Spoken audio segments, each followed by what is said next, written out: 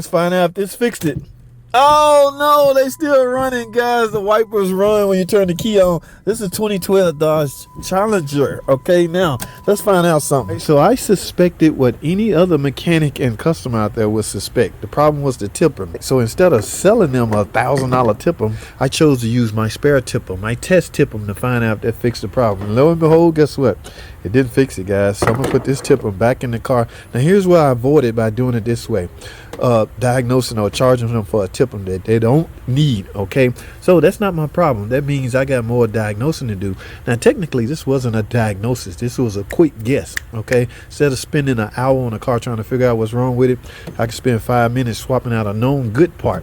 Well, I got more diagnostic to do. Let me show you what I mean. So I'm back in the car now. What I'm gonna do is hook up my scan tool. We're gonna look at some input data and see what's making this thing command to stay on. All right, so let's start a long video. Like I say, this short video only can tell you so much. All I did was find out that the problem was not the TIPM. Now guys, you also don't want to burn up the wiper motor. So here's the fuse that controls the wiper. So simply I'm gonna show y'all both of them. Simply unplug the fuse and the wipers will shut off. So now the ignition's still on, which means I can carry on my diagnosis, but because the circuit is open, the actual wiper motor is not going to run.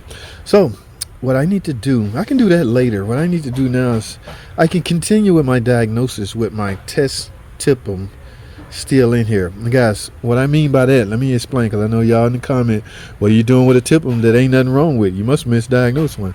No, these TIPMs are responsible for a whole host of things. I'm talking headlights, turn signal lights. This is a totally integrated power module, meaning just that. Okay, it's all those modules, separate modules that used to be on the car. They're all now integrated into one module called a TIPM, totally integrated power module. So that was a smart move. They eliminated a lot of modules. However, with that, that brings on a lot of responsibility of one unit. In other words, one unit can be responsible for a lot of things not working. I think I replaced this because the left turn signal don't work. So I usually write on here what's not working, so I won't grab that trying to test something of the same nature. All right, so I know I didn't replace it because of wiper issue, which led me to believe that I can use it to test wipers. All right, but at any rate, that's not the problem. So here's plan B. JT was plan B. You talking too damn much. I'm gonna tell you what plan B is. Like I said, I'm gonna continue with the diagnosis. Here's what we're gonna do, guys. We're gonna hook up a scan tube. All right, no more guessing. All right, although this guess didn't cost me anything, it cost me 5 minutes of my time. I can get that back, or I can recover from that. How's that? But you, on the other hand, a lot of shops don't have access that I do. Y'all would simply, I know a guy in the shop right now say, "Oh, that problem's a TIPM." Yes, a TIPM would cause that, but you have no guarantee if something is a problem until you test it. All right, yeah. So now, mind you, a TIPM, because it's a module, it will show up on your topology screen of your scan tool. That's if you have a decent scan tool. I'm not talking about a rinky-dinky ass code reader. All right, a lot of you guys got a code reader. What code did he get?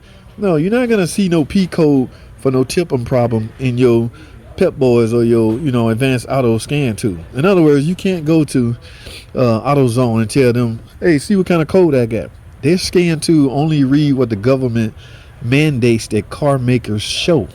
Okay, anything that will affect emissions, car makers by law have to let you be able to see that via a code reader. So it has to be visible on a scan tool, even a generic scan tool. All right, so this, however, is not. Wipers don't affect emissions, so it's not mandated that they show you what the hell going on in this. ABS the same way. This may not be, you can't read a scan tool or read codes on a generic scan tool from an ABS module. All right, again, I'm talking too damn much. So I'm gonna put this back. Ooh, they started working. No, I'm gonna leave it off. Here's what we're gonna do. Where's my scan tool? We're going in the car. Let me tell you my motive here. First, let's go get in the car. First thing I'm gonna do is erase all these codes because a lot of them was set erroneously. Clear all DTCs. So now, with all the DTCs eliminated, I should have a clean slate, right? So let's look at the topology. Well, everything blue except the TIPM. Now, guys, forget all of this. Here's what I want you know, you guys that like to diagnose cars, we want to look at input. Okay, so the only place you're gonna see what I mean by input, I want to see these wipers are controlled by the BCM and bust out to the TIPM. Here's your wiper switch. Okay, now I want to see, it's all about commands with computers, guys. All right, they take command from various switches and deliver on, you know, deliver results via outputs. So if I turn this wiper on low, that's off. That's off. So right now, based on an input data standpoint, my wiper, it should show off. Now when I turn it 1D10 on, that's low, but it's on, my input data should show on, signaling that the customer, meaning me, requesting that you turn the wipers on. So the BCM should see that and literally turn the wipers on. So let's find out if that's happening. Right now, let's turn the switch off. Now let's go back to the scan tool. All right, so I got my topology pulled up. What I'm gonna do is go into the TIPM. We want to look at input data. All right, here's I'm under data right now. I don't know if y'all can see that, but what I'm gonna do, we're looking for washer wiper, right? Let's go stroll down till we find the input data. This is actually, we're looking at what the computer sees when a request for something to happen supposed to happen. Where is the washer or wiper washer setup? Where is it? Damn, where is it? Here we go, right here, guys. Washer motor state. That's not what we want. We want front wiper high state. No, not, because the wipers was running on low. Where's the low state? Front wiper park switch false. Front wiper high state. Washer motor front low state, right here. Front wiper low state. That's what we want. Now, if you notice this, guys, y'all see what that says? Front wiper low state says on. However, the switch, it was on high. Now I got it totally off. This is the wiper switch. Here's low. Any front detent is low, basically. So right, I should see this input saying front wiper low state on, because I have it on. Now, any event that I turn it off, why on earth do I still show on? Front wiper low state on. That should go to off. So technically the wiper should stop running when it sees the input data from this switch commanding it to stop. All right, remember, off, low, off, low, off, low, off, low. That's why input data is crucial, guys. That's why you need a scan tool that will show you inputs and outputs. There's no reason to test output. The output is verified because the damn washers is moving, or the wipers is moving. Wiper just going on and off. Now, let me go over this again. It's all about input data with computer. All right, doing on this input screen, the input data I'm under. We're looking at wiper low state. Where's it at? Front wiper low state right here. This says on. Why is this not going off? It's already off. Why is it not on off? It should be on right there. So technically, the signal from this switch is not correlating to this module. That's why the wipers are staying on. Now, which makes you go further with your diagnosis. Now, if I had to guess, I'm not into guessing and I don't condone guessing, but since the input come from this switch, we likely got a problem with this switch. I likely need a switch. Okay. Now, unfortunately, I don't have a test wiper switch. In fact, if I'm not mistaken, oh my goodness, the switch is part of the whole oh no, the switch is part of the whole airbag clock spring module. So I may need a whole front control module. Yeah, looking at that. I tell you what, guys, let me go write an estimate up on this. She need a switch, a wiper switch. Yeah, let's go find out what kind of wiper switch it is. Because if it's just a lever, this is the switch right here. This is the wiper switch. All right. For some reason, the input is staying on. The switches might be jammed inside. The circuit might be closed inside, and it shouldn't be. The switch part, this mechanical part right here, may have failed, signaling a constant on switch from the wiper switch, but that's not the case. As you can see, I have it off, but it still shows on the input data. So let's go check something, guys, because now I'm worried. That turn signal switch, is that part of the whole module, steering module? No. Yeah. I gotta see a picture of it, man. Can you pull it up? Yeah. I just can't get a damn turn signal switch. It's got to come with the whole module. Bro, I don't want the whole thing.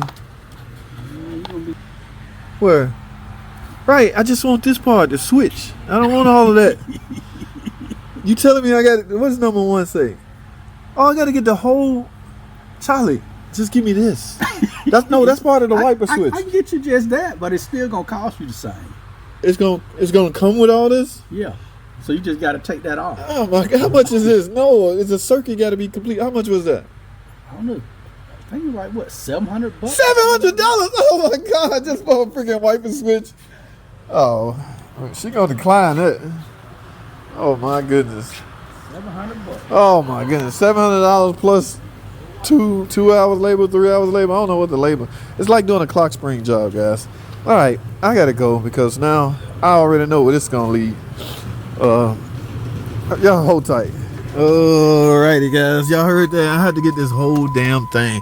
That damn thing, $700 plus, like I say, 2 to 3 hours labor. That's going. Oh my goodness. Let's see, 2, 4, 6, and $700. We talking almost $1,400 just to get your freaking wipers to work. All right, that's what I say. Car makers, man, it's. I don't know. Well, we can't blame this on the TIPM because the TIPM is not the problem. This is similar to a TIPM. Before, in the past, the wiper switch was not connected to the front control module or the steering module. Okay? Yes, now it's part of the... So if you need a turn signal switch, you need that whole steering control module that I just showed y'all. If you need a wiper switch, you need that whole control module. If you need to push to run your washers, you need that. And this is the headlight switch and everything. So if you need a headlight switch. So everything is integrated to one module, guys. That's the world we moving to. So y'all better get used to it, all right? And it could get expensive. But I just want to show y'all diagnosis. I wouldn't even call it diagnosis, guys. You can call it whatever you want to. I'm in a situation now to where speed is a virtue where I'm at now. So I have to diagnose things quickly, and I'm unable. Like your boy Ivan with Pine Hollow, he got time to sit down and go through. He can do that. I love watching Pine Hollow.